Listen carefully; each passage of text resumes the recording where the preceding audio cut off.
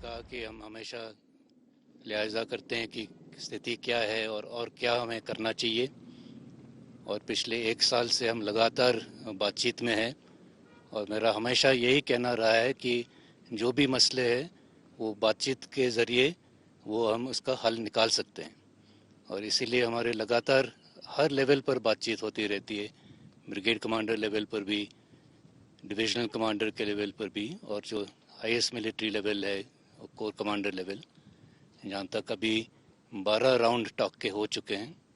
और हमें उम्मीद है कि 13वां राउंड जो है वो अक्टूबर इसी महीने में जल्दी ही हो जाएगा।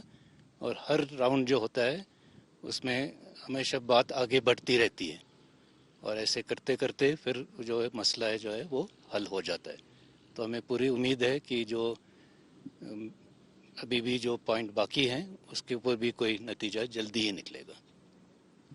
जल साहब, लेकिन हम चाइना की तरफ देखें, जो तैयारियां उनकी हैं वो लगातार बढ़ती हुई दिख रही हैं। हम अपनी तैयारियों को देखें, यहाँ पर पिछले एक साल से के दौरान किस तरह की हमने तैयारी अपनी मजबूत की है, किस तरह के इक्विपमेंट हमने देखा। K9 वज्र तोप को भी यहाँ पर तैनात किया गया। अपनी तैयारियों को सेना ने किस तरह से मजबूत किया है? चाइना ने अपने तरफ LAC के अपने तरफ काफ़ी इंफ्रास्ट्रक्चर पैदा किया है और ये लाजमी है कि ये इंफ्रास्ट्रक्चर ज़्यादा ट्रूप्स को तैनात करने के लिए ही है और ये हमें लगातार हमारे इसके ऊपर नज़र है।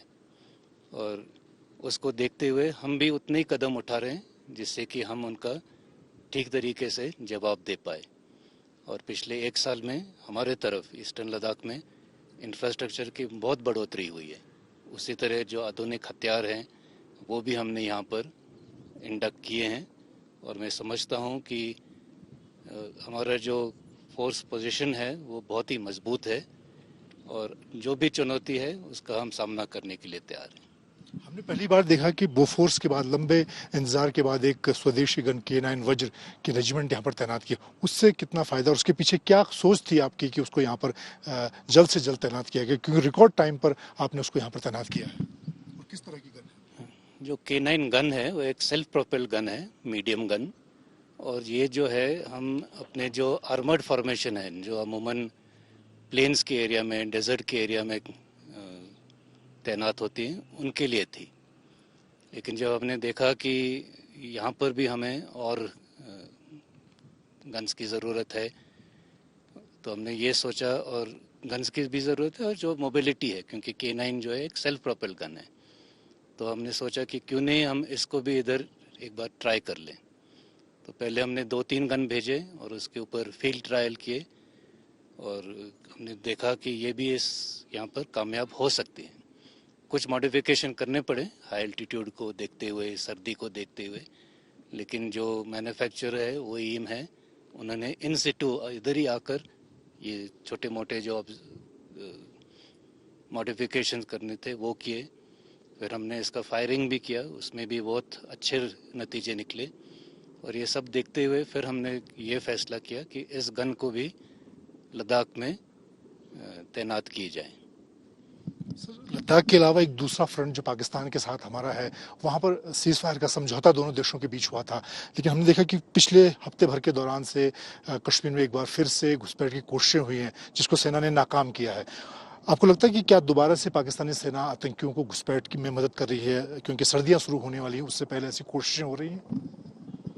जो सीज फायर समझौता हुआ था फरवरी के महीने में, उसके बाद जो अगले 3-4 महीने थे, जून के आखिर जुलाई तक, ये समझौता बहुत ही अच्छा रहा और कोई सीज फायर वायलेशन भी नहीं था, ना कोई घुसपैठ की कोई कोशिश रही। लेकिन हमें देखने में आया कि पिछले 2 महीने में ये फिर से थोड़ा बढ़ रहा है और हम इन कोशिशों को हम नाकामयाब कर पाए हैं। लेकिन ये ज़रूर है कि इस किस्म की जो कार्रवाई है वो बिना लोकल सपोर्ट के और बिना पाकिस्तानी आर्मी के नॉलेज से ऐसे नहीं हो सकता। इसके अलावा पिछले हफ्ते 10 दिन में 2 सीज फायर वायलेशन भी हुए हैं। इसके ऊपर हमने लोकल लेवल पे भी और जो DGMO लेवल पर टॉक्स होते हैं, हर लेवल पर हमने इसके ऊपर इनको बताया कि ऐसे कार्रवाई वो ना करें जिससे कि जो समझौता है उस पर कोई असर हो। और लेकिन इसमें कोई शक नहीं है कि ऐसे जो भी कार्रवाई है वो बगैर पाकिस्तानी आर्मी के नॉलेज के नहीं हो सकती। सर एक आखिरी सवाल, अफगानिस्तान के जो हालात हैं उसको खास तौर से सेना कश्मीर के सिलसिले में किस तरह से देखती है? कैसे अगर वहाँ से चाहे हथियार हों चाहे वो आतंकी हैं वो कश्मीर में उनका किस तरह से पाकिस्तानी सेना इस्तेमाल कर सकती है, उस पर किस तरह की नज़र सेना रख रही है? जो अफगानिस्तान में जो स्थिति है उसके ऊपर हमारी लगातार नज़र है और उसके हमारे ऊपर क्या असर हो सकता है उसका भी हम हमेशा अंदाज़ा लगा रहे हैं। मैं सोचता हूँ कि अभी थोड़ा जल्दी है इसके ऊपर ख़ास कोई बात बताना, तो नज़र रखे रहेंगे।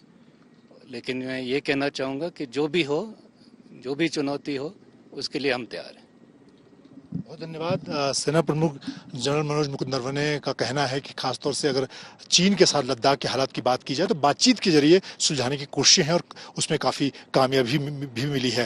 लेकिन जहाँ तक सेना का सवाल है, इंफ्रास्ट्रक्चर का सवाल है, तैयारी का सवाल है, उसमें भारतीय सेना पूरी तरह से मुस्तैद है। कैमरामैन अनिल जायसवाल के साथ मंजीत नेगी, लेह, आज तक।